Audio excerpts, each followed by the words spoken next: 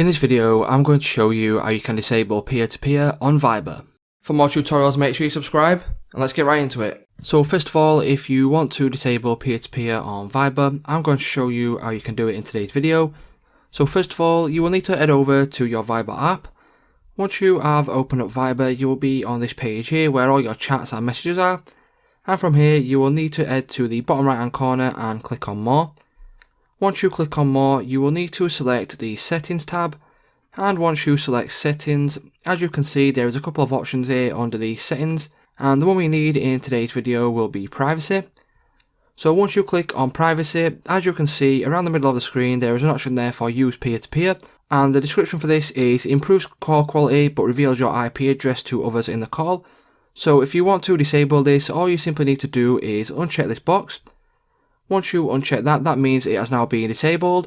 So that's how you can go ahead and disable peer-to-peer on Viber.